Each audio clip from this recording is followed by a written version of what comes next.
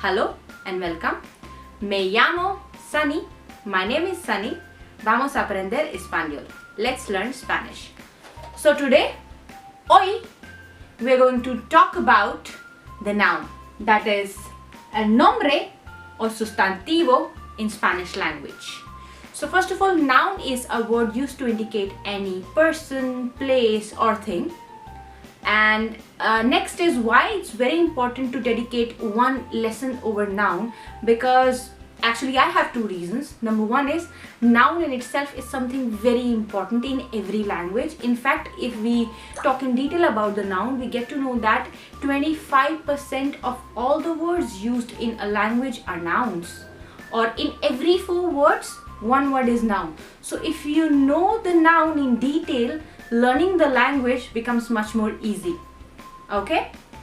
The second reason is that in Spanish language, the noun is very different if we compare it to the noun in English language.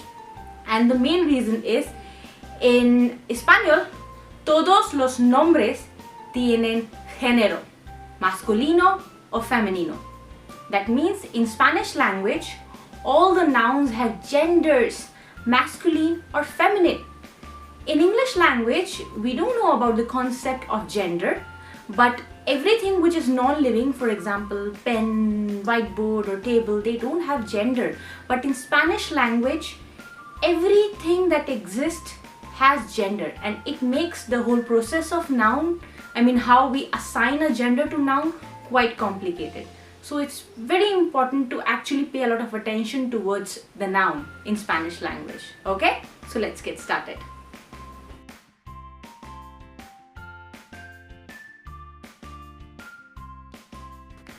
In Spanish language, like I told you, every noun or nombre or sustantivo has gender. There are certain changes made in the noun in order to express if it's masculine or feminine, or rather masculino or femenino. So the first one is el artículo, the article. In English language, article the is put before the noun irrespective of its gender, but in Spanish language, los artículos, the articles, have gender. We have different articles for masculine and feminine. Okay? So for masculine, the article is el, and for feminine or femenino, it's la. So for example, doctor in English language is called médico in Spanish, and masculine el médico, and for feminine la médica. So we put el for masculine and la for médica.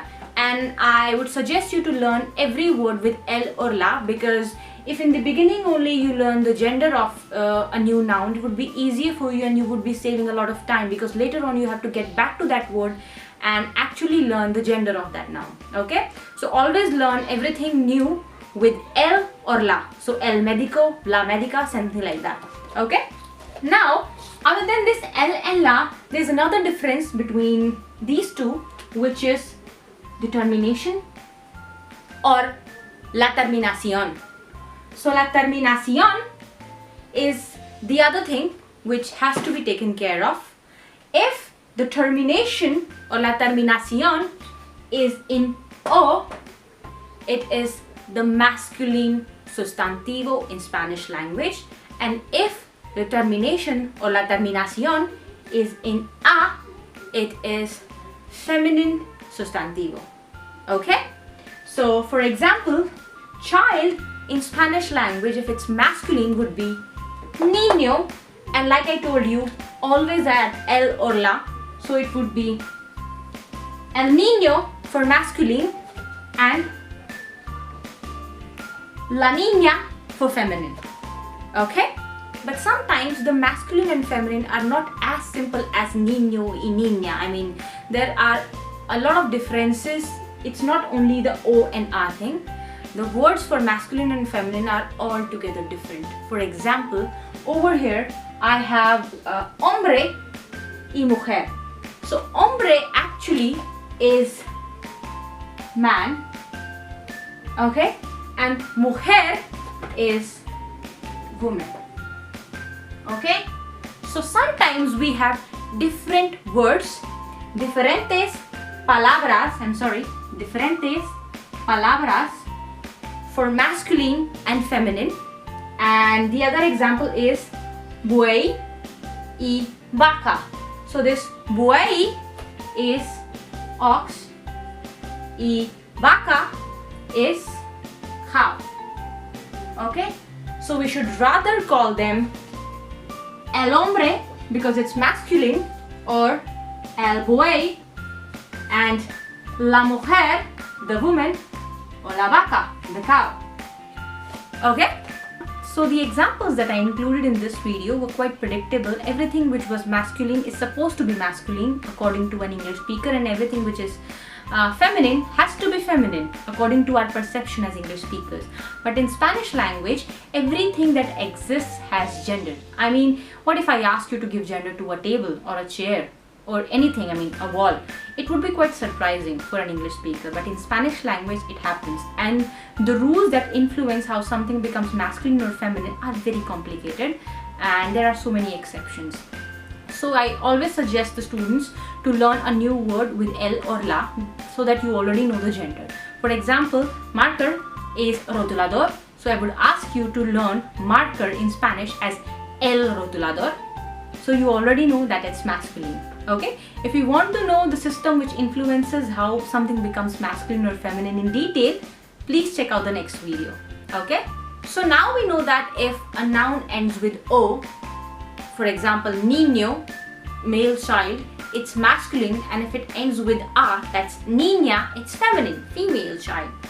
But in Spanish language, the rules are just not sufficient to cover all the nouns because there are so many exceptions. Okay, so here I have some very important examples which actually serve as important vocabulary as well, and it shows a pattern, and probably you would be able to catch the pattern, and later on you might, go with the flow and start making something masculine or feminine correctly. So let's give it a try. For example, shop assistant in Spanish language is el dependiente if it's masculine, and if it's feminine, la dependienta. So el dependiente, la dependienta. So in this case, the termination is e, Spanish e, this one, and Spanish a. Teacher in Spanish masculine is el profesor, and feminine la profesora.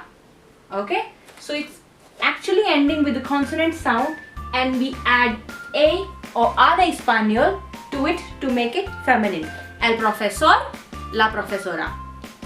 Next is director. In Spanish it's director, and if it's masculine, el director, and if it's feminine, la directora. Okay, by the way, this word director is a cognate word. Now what are cognates? More than 20,000 words in Spanish language exactly spell and mean same as we do them in English language. Director is one of them. The pronunciation changes a bit because the vowels in Spanish language are quite direct. It's E, O, U, A, E, and that's it, and that's why it's director. But if you see it carefully, it spells and means just the same. Okay, so it's a good news for Spanish learners who already know English language, because there are so many words, more than 20,000 words which actually spell and mean same in Spanish language. Okay, so el director, la directora. Next is pilot. So there are some words in Spanish language which actually remain same in both the genders, and this is one such example. So for masculine it would be el piloto, and for feminine la piloto. So this el or la would only help to actually tell the gender of the noun or sustantivo. Okay, next is patient. Patient masculine, el paciente or la paciente. So in this case as well, only el or la would tell you the gender. Next one is model. Okay, so model is masculine el modelo and feminine la modelo. By the way, la palabra, the word modelo in Spanish language could mean a physical model as well, or example or design of something like in English language. Okay, so next is young. Okay, young man or woman. So young man would be el joven. Okay, so you need to pay attention towards the pronunciation of J. I mean, I have covered the pronunciation in the last lessons. You can check them out. But again, J is H. Okay, it's the heavy H sound. So it's el joven, and feminine is la joven. Okay, so these words actually do not change when the gender changes. Okay, and this word joven, which is young, is also an adjective. I mean, in English language we use young as an adjective, young boy, young girl. In Spanish as well, joven is sustantivo, a noun, but also it could be used as adjective to say young.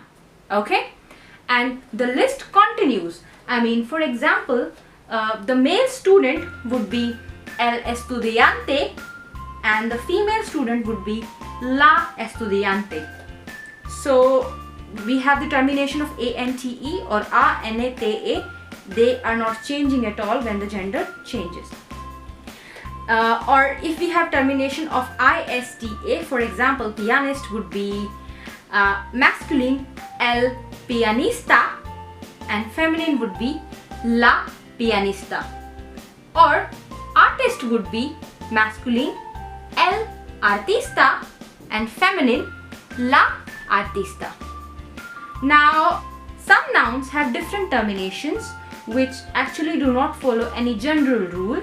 For example, another cognate word, actor, which spells same as in English language, masculine is el actor and feminine la actriz. The king is el rey and the queen la reina. Okay, so we just saw that in Spanish language the masculine and feminine forms sometimes do not have any rule influencing the change from masculine to feminine, or else they masculino a femenino. And I would say the only way to master that is always try to read the masculine or the feminine form loud, so that it somewhere settles in back of your mind, and always try to go through as many words as you can, and you know, when you're reading, try to just speak that out. And slowly, when you gain the proficiency, you will realize that you will start making the masculine or feminine form in a correct way even while you're not applying any rule. So just practicing and just keep going through as many words as you can.